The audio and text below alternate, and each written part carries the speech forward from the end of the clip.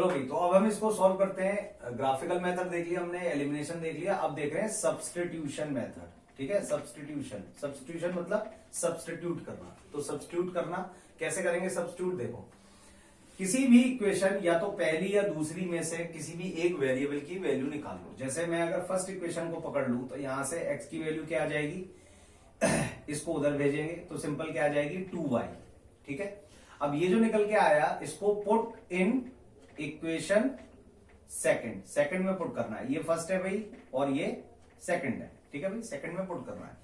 तो यहां पे पुट करो, चलो x जहां पे है वहां पे 2y पुट कर दो, तो 3 ब्रैकेट में 2y प्लस का 4y बराबर 0। मल्टीप्लाई करो 6y plus 4y equal to 2 0 20, दोनों को ऐड करो 10y इक्वल टू 20। अब बहुत से बच्चे क्या करते हैं, ध्यान से सुनो, इस y को उधर ले आके माइनस कर देते हैं। नहीं होगा माइनस, y और 10 में क्या हो रहा है, मल्टीप्लाई है। जब भी मल्टीप्लाई हो रहा हो और इक्वल टू के उधर भेजेंगे तो क्या होगा, डिवाइड। ठीक है, तो y बराबर 20/10 कितना आ गया, 2। ठीक है, तो x की वैल्यू ये तो आ गई, y की वैल्यू। अब इसको किस में पुट करें, फिर ये सोचने लगते हैं। तो फर्स्ट में पुट कर मत करो, सेकंड में मत पुट, सेकंड में भी पुट कर सकते हो, फर्स्ट में भी पुट कर सकते हो और इसमें भी पुट कर सकते हो, किसी में भी। तो इसको लिख दो पुट इन इक्वेशन कौन सी, चलो फर्स्ट में पुट करते हैं भाई। तो y इक्वल टू जरा 2 पुट करो, तो x minus 2y equal to 0 था, y की हमारे पास 2 आ गई वैल्यू, तो x minus 2 into 2 equal to 0।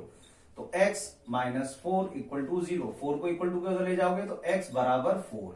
तो अपने पास वही वैल्यू सेम आ रही है जो ग्राफिकल मेथड से आई है, जो एलिमिनेशन से आई है और जो सब्स्टिट्यूशन से आई है। तो जो ग्राफ का क्वेश्चन आता है वो अगर पॉइंट्स में आता है तो you can check it either with the help of the elimination और with the help of the substitution, whether it is correct और नॉट। 5 नंबर का सवाल है भाई, पास होने के लिए 5 नंबर बहुत बड़ी बात होती है। ठीक है, तो ये बात ध्यान रखना। अब मैं कुछ और केसेस डिस्कस करता हूं जब हमारे पास ग्राफ बनते हैं। जैसे फॉर एग्जांपल कोई भी एक इक्वेशन आ गई, ठीक है, सपोज जैसे अगर मैं ग्राफिकल की बात करूं तो एक तो ग्राफिकल मेथड होता है, उसमें जैसे एक केस अपने पास क्या हो गया, इंटरसेक्टिंग, कि दो लाइन इंटरसेक्ट कर रही हैं। ठीक है, दूसरा केस क्या होता है, ये तो फर्स्ट केस होता है इंटरसेक्टिंग। ठीक है, अभी सब बताता हूं, एनसीईआरटी में सब चीजें लिखी हुई है, एनसीईआरटी पढ़ो। सेकंड होती है अपनी जब एक लाइन हम ड्रॉ करते हैं और उसी के ऊपर दूसरी लाइन भी बिल्कुल एग्जैक्टली आ जाती है, जिसको ओवरलैप करती है, या इसको हम कहते हैं कंसिडेंट। ठीक है, इस वाले केस को हम कहते हैं यूनिक सॉल्यूशन, इसको कॉन्सिडेंट। और तीसरा जो होता है कि जब हमारी एक लाइन और दूसरी लाइन जब हम ड्रॉ करते हैं दैट विल बी पैरेलल, दोनों कभी मीट नहीं करती हैं। ठीक है, अब ये सिचुएशन कभी आती है इंटरसेक्टिंग वाली, ठीक है, इंटरसेक्टिंग लाइन वाली। तो ये वाली सिचुएशन तो मैं रफ में एलिमिनेशन से या फिर किससे, सब्स्टिट्यूशन से क्रॉस चेक कर सकता हूं। जब मेरे पास ये ओवरलैप की सिचुएशन आ जाती है तो बच्चे क्या घबरा से जाते हैं, बच्चे कहते हैं भाई ये क्या हो गया, ये कैसे होगा। तो कुछ नहीं करना, इसकी भी ट्रिक्स है। तुम इक्वेशन को बिना सॉल्व करे ही ये पहचान सकते हो कि वो इंटरसेक्ट करेगी, वो कोइंसिडेंट करेगी, या वो क्या होगी, एक दूसरे के पैरेलल होगी। ठीक है, अगर कोइंसिडेंट करेगी तो देखो भाई ये एक पॉइंट पे इंटरसेक्ट कर रही है ना, केवल एक पॉइंट पे, जैसे अभी मैंने एग्जांपल देखा था। तो यहां पे तो एक ही वैल्यू आएगी x और y की, केवल एक वैल्यू। तो इसीलिए इसका नाम क्या होता है, यूनिक सॉल्यूशन। यूनिक सॉल्यूशन कहते हैं भाई इसको। ठीक है, यहां पे ये दूसरी एक दूसरे से क्या हो रही है, ओवरलैप कर रही है। तो यहां पे एक पॉइंट भी थी, यहां तो ऐसे x और y के ढेर सारे पॉइंट है ना, there are n number of points. ये लाइन कहां तक जाएगी, वहां तक हम कितने भी पॉइंट्स ले सकते हैं। ठीक है भाई, तो यहां पे हमारे पास ये जो सॉल्यूशन होता है, infinitely many solution, infinitely many solution, ये अपने पास होता है। अब जब दोनों लाइन इंटरसेक्ट ही नहीं करेंगी, पैरेलल रहेंगी रेल की पटरी की तरह, ठीक है, कभी नहीं एक दूसरे से इंटरसेक्ट करेंगी, तो यहां पे जब इंटरसेक्ट ही नहीं करेंगी तो एक्स और वाई की कोई वैल्यू ही नहीं निकलेगी। इसलिए इसका नाम होता है नो सॉल्यूशन। क्या होता है, नो सॉल्यूशन। ठीक है, अब सबके पास एनसीईआरटी की बुक है। एनसीईआरटी में अपने पास कुछ टेबल्स दे रखी हैं, ध्यान से देखो। पेज नंबर में बताता हूं, पेज नंबर 46। पेज नंबर 46 पर कहीं जाने की जरूरत नहीं है भाई, केवल एनसीईआरटी बस इस एनसीईआरटी में जो टेबल आपको दे रखी है 3.4 टेबल, ध्यान से देखो, उसमें सारे एग्जाम्पल लिखे हुए हैं कि कौन सी लाइन कैसे इंटरसेक्ट करेगी, हम बिना इक्वेशन को सॉल्व करे निकाल सकते हैं। जब ये इंटरसेक्ट करेगी तो अपने पास कंडीशन होनी चाहिए a1 upon a2 is not equal to b1 upon b2, ये कंडीशन होनी चाहिए। दूसरी कंडीशन होती है जब हमारे पास कॉन्सिडेंट होते हैं ये लाइन, देखो यहां लिखा हुआ है सेकंड पॉइंट में टेबल में कॉन्सिडेंट लाइंस, जिसका इनफाइनाइटली मैनी सॉल्यूशन। तो ये जो कंडीशन होती है, इस कंडीशन में a1 अपॉन a2 बराबर होता है b1 अपॉन b2 के, बराबर होता है c1 अपॉन c2 के। और जो ये तीसरी कंडीशन होती है, इसमें a1 अपॉन a2 इक्वल होगा b1 अपॉन b2 के, लेकिन ये इक्वल नहीं होगा c1 अपॉन c2 के। ये तीसरी कंडीशन होती है जिसको हम कहते हैं नो सॉल्यूशन, ठीक है, ये वाली इसकी कंडीशन है, ठीक है। तो हम विदाउट सॉल्विंग द इक्वेशन पता कर सकते हैं इजीली कि हमारे पास कौन सी इक्वेशन जो गिवन है वो इंटरसेक्ट करेगी या कोइंसिडेंट करेगी या इंटरसेक्ट ही नहीं करेगी, पैरेलल रहेंगी। ये without solving we can do this, ठीक है, with the help only with the help of finding a1 a2। अब ये a1 a2 b1 b2 c1 c2 क्या है, सिंपल सा लॉजिक है। दो कोई भी इक्वेशन पकड़ लो, जैसे यही वाली पकड़ लेते हैं, चलो एक ही क्वेश्चन को अगर तरीके से देखते जाओगे कैसे चीजें फाइंड होती हैं तो सारे क्वेश्चन हो जाएंगे। जैसे यहां पे पहली इक्वेशन क्या थी, x minus 2y equal to 0, ठीक है भाई।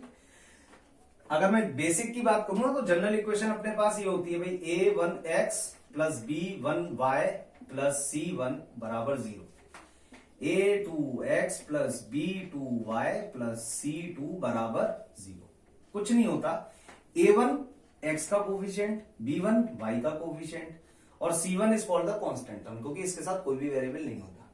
सिमिलरली यहां x है, दूसरी इक्वेशन में उसका कोफिशिएंट a2 है, दूसरे का b2 है, तीसरे का ये कांस्टेंट टर्म है c2। तो यहां पे अगर मैं देखूं तो देखो इस इक्वेशन में x है, x का कोफिशिएंट क्या है, 1 है। तो यहां पे अगर मैं देखूं इस इक्वेशन का a1 क्या है, 1, साइन के साथ देखते हैं भाई, ध्यान रखना। दूसरा अगर मैं b1 कहूं तो y के साथ क्या जुड़ा हुआ है, माइनस का 2, c1 देखो है ही नहीं, तो जो टर्म नहीं हो उसको क्या लिख देना है, 0 लिख दो, c1 बराबर 0, ठीक है। अब दूसरी इक्वेशन देखते हैं, ये तो फर्स्ट हो गई। दूसरी इक्वेशन देखो, दूसरी इक्वेशन क्या थी भाई, 3x प्लस का 4y और बराबर 2 0 20, ठीक है। अब यहां पे देखो, हमेशा याद रखना जनरल इक्वेशन में c1 इक्वल टू के इधर होता है। तो एक आदत बना लो कि कभी भी c1 उधर लिखा हो तो तुम्हें कंफ्यूजन ना हो, या c1 या c2, उसको कहां लेके आना, इक्वल टू के इधर। तो सबसे पहले मैं इसको मॉडिफाई करूंगा, इक्वल टू के इधर लेके आऊंगा, तो ये क्या हो जाएगा, माइनस का 20 और ये किसके बराबर आ जाएगा, 0 के, ठीक है। अब इसमें अगर मैं a1 निकालूंगा तो क्या आ जाएगा भाई, 3, b1 निकालूंगा तो क्या आ जाएगा, 4 और a2 होगा ना, दूसरी इक्वेशन है, बताते नहीं हो, रिकॉर्डिंग में ये दिक्कत है। हाँ, क्योंकि a1 b1 c1 तो पहले हो गया, a2 b2 और c2 कितना होगा, माइनस का 20, यहां तो कोई दिक्कत। अब सिंपल रेशियो निकाल लो, रेशियो किसके, a1 अपॉन a2, ठीक है। तो जरा a1 अपॉन a2 निकालो, यहां पे a1 अपॉन a2 क्या आएगा, a1 कितना है भाई, देखो ध्यान से, 1 रख दिया चुपचाप। a2 क्या आया तुम्हारा, देखो जरा, 3 रख दिया, यहां तक ठीक है। अब b1 अपॉन b2 निकालो जरा, क्या आया, b1 क्या था हमारा, देखो ध्यान से, माइनस का 2 रख दिया। b2 कितना है हमारे पास, 4, कैंसिल हो गया, क्या आया, माइनस का 1/2।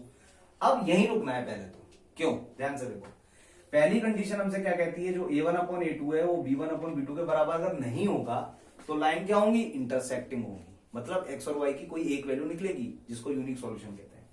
तो यहां पे अगर ध्यान से देखो तो a1 अपॉन a2 क्या है, 1/3, b1 अपॉन b2 क्या है, -1/2, दोनों इक्वल नहीं है ना। तो यहां पे हम सिंपल क्या लिख देंगे, a1 upon a2 is not equal to b1 upon b2, क्यों, क्योंकि भाई 1/3 कभी भी इक्वल नहीं हो सकता -1/2 के, ठीक है। तो with the help of this we can say, without finding it, with the help of graphical और with the help of elimination और with the help of substitution, हम बिना उसके यूज के ये बता सकते हैं कि हमारी जो लाइन है वो क्या है, इंटरसेक्ट हो रही है या नहीं हो रही। ठीक है, और अगर ये रेशियो बराबर हो जाते हैं तो फिर हमें C1 C2 का भी रेशियो चेक करना पड़ेगा, क्योंकि ये भी हो सकता है कि तीनों बराबर आ जाए। अगर तीनों बराबर आ गए तो इसका मतलब दोनों लाइन एक दूसरे के ओवरलैप करेंगी। अगर ये कंडीशन आती है कि भाई B1 B2 तो बराबर है, A1 A2 और B1 B2 तो बराबर है, लेकिन C1 C2 बराबर नहीं है, तो इसका मतलब पैरेलल लाइन होंगी। That means no solution. यहां तक ठीक है? इतना समझ में आया? ठीक है, आप थोड़े से इसके क्वेश्चंस डिस्कस करेंगे लीनियर इक्वेशन के। ठीक है, first of all note it down this.